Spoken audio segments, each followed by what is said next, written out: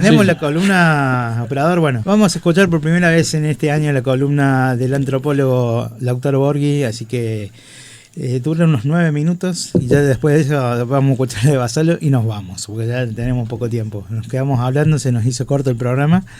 Pero bueno, ya encaramos. Yo creo que tenés que tener un programa de 5 horas, Mariano. 5 horas. Como ya tuve alguna vez. Como tuviste en algún momento de deportes. Sí, el golazo de la Asunción. Bueno, escuchemos a Lautaro. Buenas noches, Mariano, y a toda la audiencia.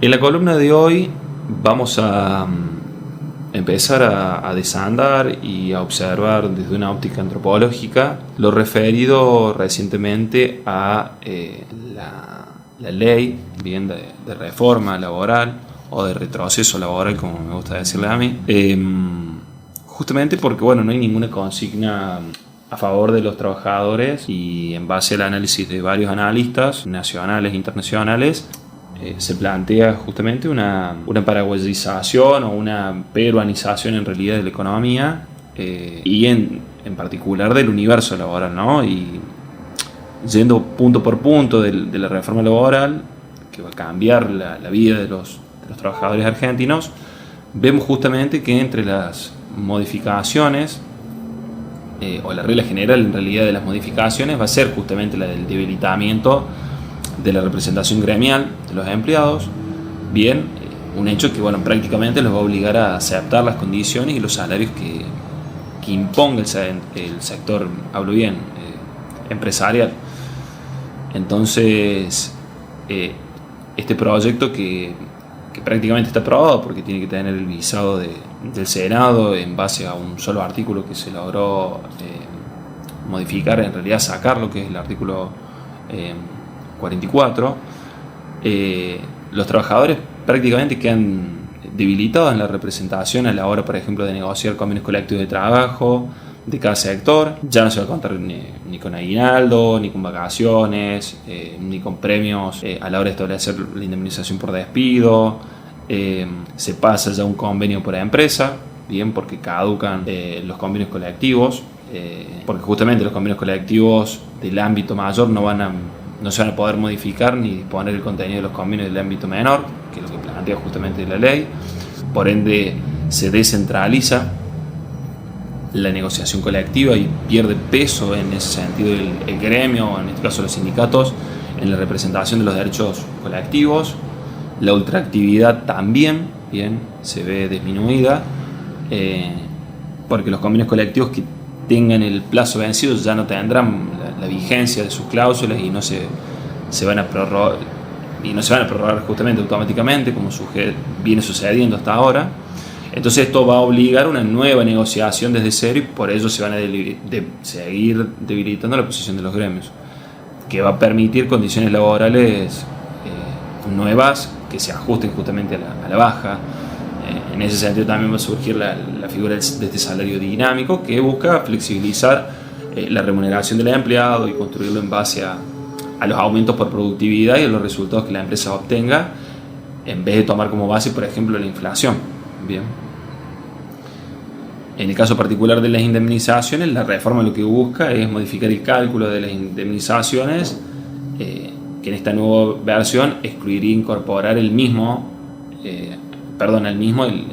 aguinaldo, los premios y las vacaciones. Entonces, esto va a reducir el monto final, reemplazado por un fondo de cese laboral, que a su vez, encubierto, hay una destrucción del ANSES, buscando, porque eso se va a financiar a través del ANSES, que después vamos a tener una nueva discusión en la cual, bajo la excusa de las malas jubilaciones o las paupérrimas jubilaciones que tienen hoy por hoy los jubilados, se va a buscar la vuelta de la FJP, la privatización.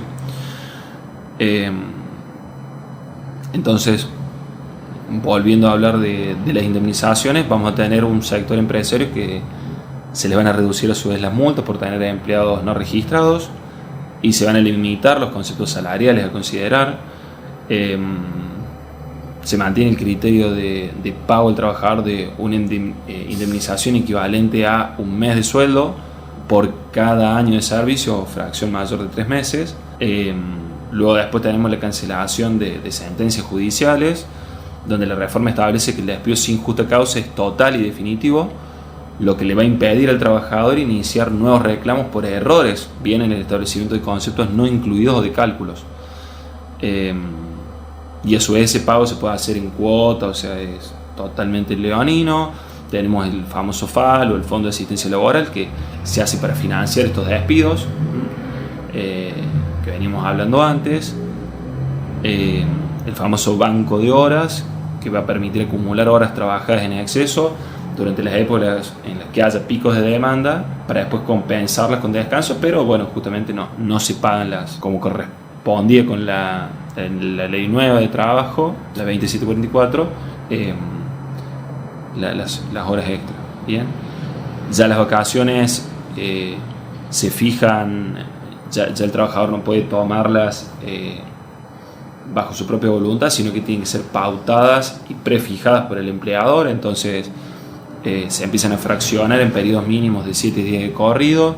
Entonces lo puede fijar el empleador, por ejemplo, en base a la productividad de la empresa, y eso trae toda una desorganización familiar. Se puede hacer el pago en moneda local, extranjera o especie, o sea, te pueden pagar con ticket canasta, con alimentos, en fin. Es totalmente medieval esta medida. Después tenemos la limitación al derecho a huelga, y eso va en contra de convenios establecidos en base constitucional de la OIT, que tiene nuestra constitución de rango constitucional.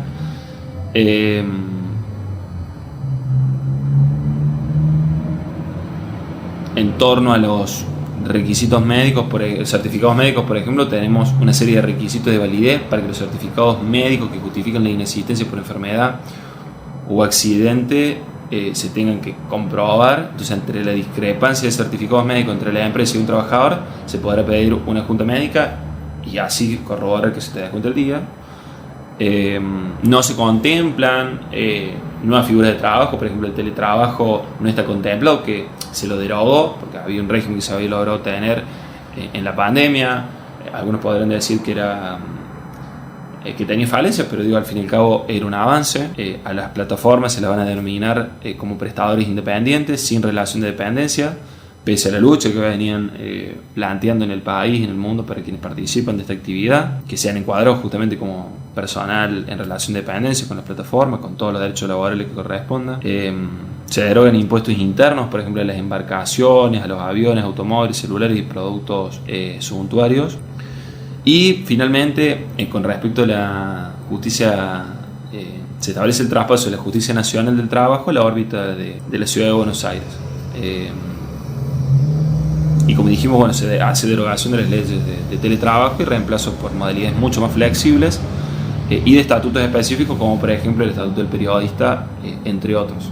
Bien, entonces, como vemos, en base a este análisis modesto que más o menos realizó hasta recién, vemos que hay un ajuste hacia la baja, bien, o sea, no hay un ajuste progresivo o una reforma progresiva en realidad de la ley de contrato del trabajo, bien, que fue una ley que se debatió 2 años, bien, y por eso tuvo tanta vigencia, frente a este universo que lo que hace justamente es este universo de trabajadores o de proletariado, que sea un precariado, bien, una figura regresiva en el universo laboral, donde hay un vínculo de prácticamente esclavitud con el empleador, y donde todas las instancias de defensa de derechos o de reconocimiento, en realidad donde hay una relación desigual entre empleador y empleado, se borra también a su vez la figura del Estado como aquella figura que